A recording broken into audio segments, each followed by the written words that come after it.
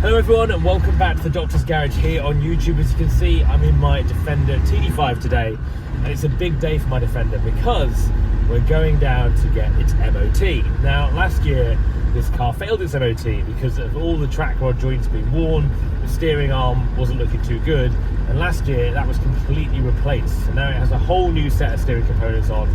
I don't think it's going to fail this year. It's got pretty much everything working great on it. So going down to the MOT garage now. Let's go and take a look and see how we get on.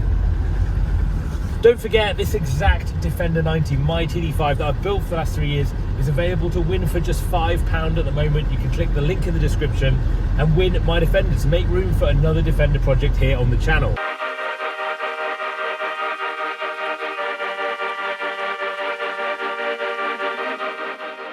So that did not go to plan at all, and unfortunately my Defender failed its MOT, and more frustrating than that, the things it failed on were two very easy fixes that I could have easily done before the MOT was done.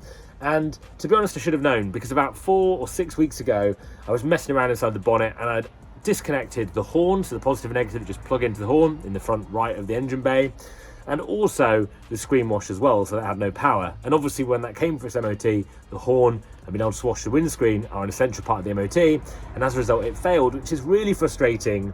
But I suppose for a Defender that's a very good thing because there's nothing more serious. Very easy fix, just plugging that back in, and I'll take it back for its MOT and get it sorted.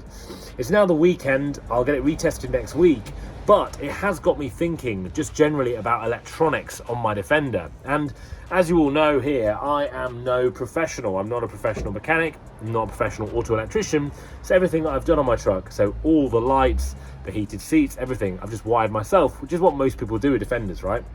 The thing is, as I'm selling my Defender, well, giving it away in the prize competition in the link below, I want to make sure that it's perfect. I don't want to be giving away something that isn't perfect, and so I wanted to get its MOT done a bit early, so it's got a full 12 months MOT when the new person gets it in December.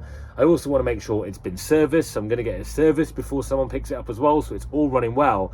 And it really got me thinking, actually, I should do something about the electronics too. For peace of mind for the new owner of my Defender, I wanted to make sure all the electronics were working well and hadn't been completely installed by just myself.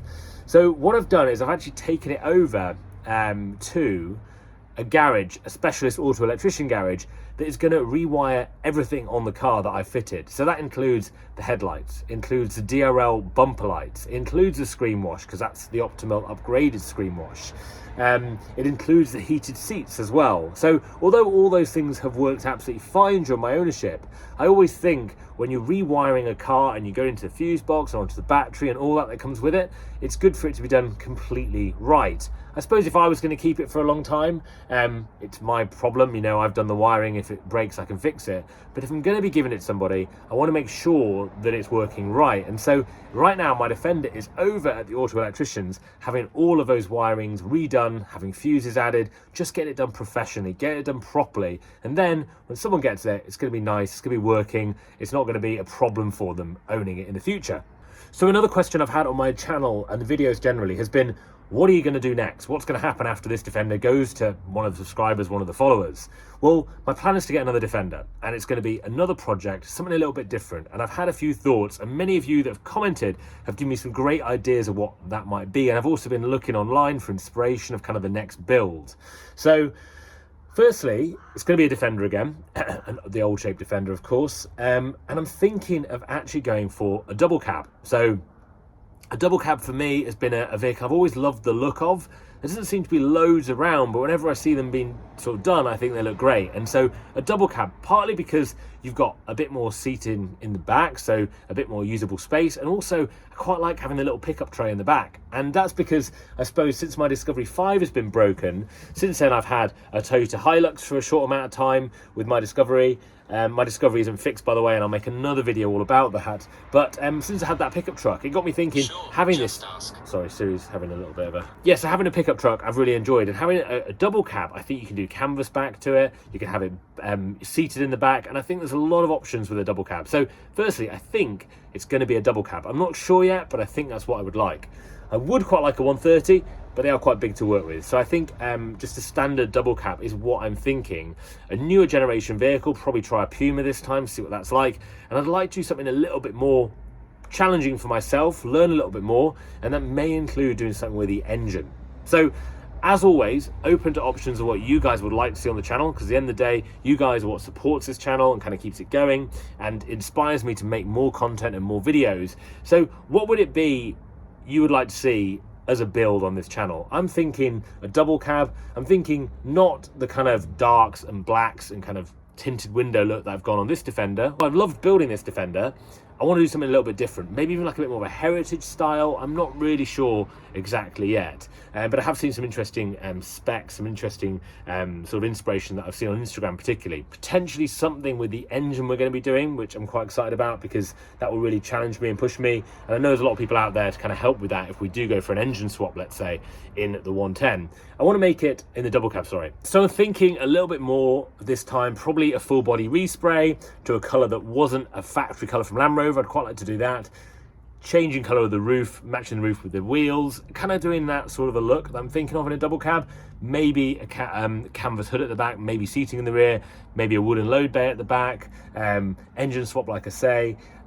Really not sure what that involves at this point and what's it going to be like, but I think it's something I'd really like to work up to and kind of get to, particularly getting like an automatic gearbox put in. That's potentially on the cards. So there's loads of options out there at the moment, and I'm not really sure exactly what it's going to be like or what we're going to be doing, but that is the plan so far. I'm going to be picking my Defender up early next week from the auto electrician, take it down for its MOT and getting that sorted, getting that passed, and then it will all be good. And I guess in a great way, it's going to be in the best condition it's ever been, because it's going to be professionally rewired, which is brilliant.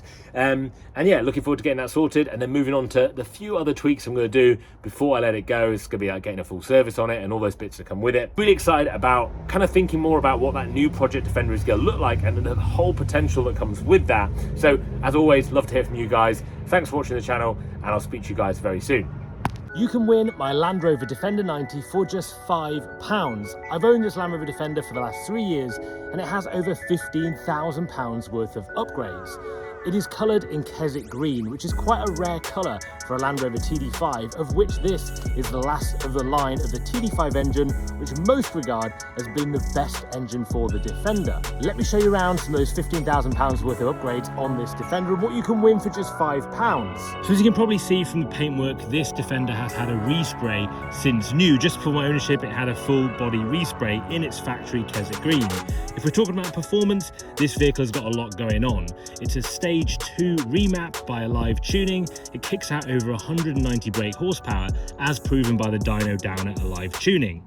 It's also got Alive comfort springs, it's got anti-roll bars, and it's got Fox shocks all around. It's also got the Alive Performance intercooler hoses and a brand new radiator. So from a performance point of view, it's one of the quickest Defenders you can buy. It's also got Cooper SGT Pro tyres with less than 1,500 miles on. These are mud terrain tyres and look brilliant on the Defender. Underneath as well, it's got the Sumo bars, heavy duty steering arms, a new track rod ends, and a Discovery steering drop arm fitted. Coming round the front, you've also got the ORE steering guard, the ORE front bumper with daytime running lights, and also from ORE, the light parts front headlights with daytime running lights too. You've also got a KBX front grille set, smoked LEDs all around, that's the side lights, the reverse light, it is the indicators as well, and you've got gloss black wheel arches, vents, gloss black roof, and also to match everything else with this Keswick green colour, it's also got window tints to the rear. Keeping it in line with the green and black theme, you've got all-round Optimil security hinges on the front doors and the rear door as well.